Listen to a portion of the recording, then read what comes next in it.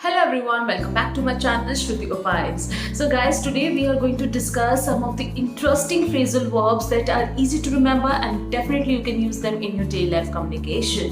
And I hope that everyone is aware of the phrasal verbs, that what it means.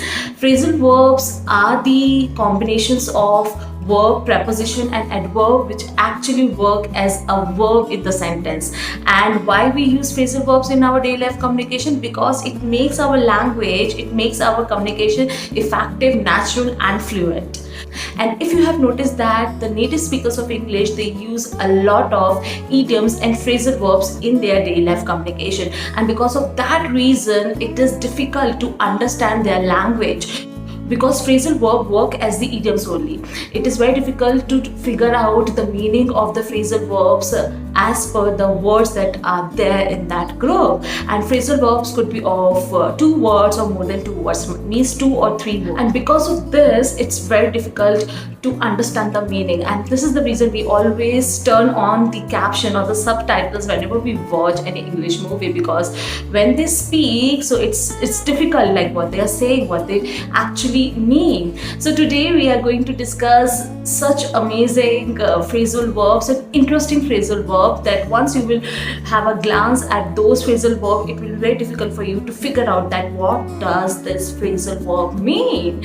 So if you're interested in this video, then keep on watching, and if you will like the video, then do not forget to give it a big thumbs up and share with your friends and family. And yes, important part, if you haven't subscribed to my channel, then subscribe to my channel and hit that bell icon button to get the notification of my future videos. Now hit it.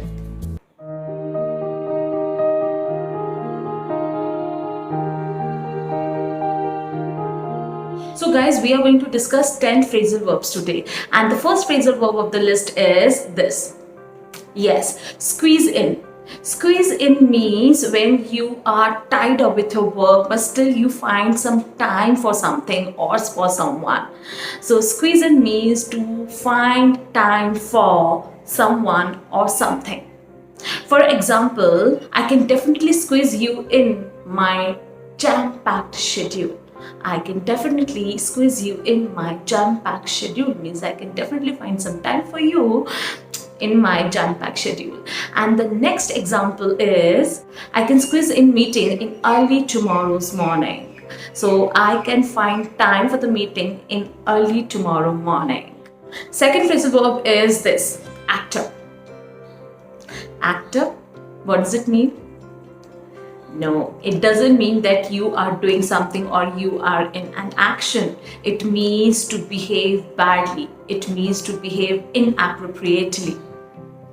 I know it is a bit awkward that active means to behave badly. Yes guys, the meaning of this phrasal verb is to behave badly. For example, chocolate. He was behaving badly when I didn't give chocolates to my cousin. And similarly, your next example is the little girl was acting up, and because of this reason, her mother took her out of the home. So she was behaving badly, and this is the reason her mother took her out of the home. And the next interesting phrasal verb is turn down. Turn down. Turn down. It means to deny or to refuse something, or rejection or refusal. For example, how could you turn down such a fantastic job? You're not supposed to refuse that job, that fantastic job. Or another example, I turned down this job because it wasn't up to my expectations. So I refused this job because it was not up to my expectation. And your next phrasal verb is burn out. Burn out. What does it mean? It means when you are extremely tired, when you are exhausted, when you have overworked. Because of that, it causes an extreme tiredness. For that emotion, you can use this phrasal verb burn out. For example, I haven't overworked today, but still I'm feeling burn out. I don't know why, but I'm feeling. Or you can say that long working hours can make anyone burn out. And your next interesting phrasal verb is wound up. Wound up. Wound up or wound up, it's up to you which pronunciation you would like to take. So wound up means, wound up, tell me, what does it mean? What could be its meaning?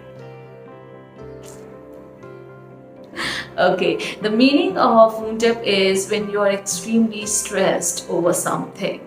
You become anxious over something. So wound up is used for an emotion when you feel stressed. For example, she always wounds up before her presentation. Means she always gets stressed before her presentation, always. Or the next example is, do not worry, don't get wound up over itty bitty things. Itty bitty things means trivial things or insignificant things. So do not wound up over such itty bitty things or trivial things. And your next phrasal verb is cut down. Cut down. Cut down means to reduce something to less something. To reduce or to less something. For example, I'm trying to cut down on sugar. I'm trying to cut down, actually. But I do not know whether I will be successful or not. But I'm trying to cut down on sugar. Or you can say that you need to cut down your working hours. It's not good for your health. So you need to reduce your working hours. You need to work less compared to what you are doing right now. So you need to cut down your working hours. Next phrasal verb is measure up. Measure up means, any idea? Measure up. Measure up means to be good enough or doing something as good as someone or something. Okay, so when you measure up the things, like whether it's good or not. For example, I have to measure up my thesis before submitting it. So I have to see whether it's good enough to submit or not. So I have to measure up my thesis before submitting it. Or else you can say that she could never measure up to her mother's expectation. So she could never measure up to her mother's expectations. And the next interesting phrasal verb is, and this is my favorite, and it is put up with. Put up with means to accept something as it is. To accept something as it is means you know this fact that you cannot make any changes.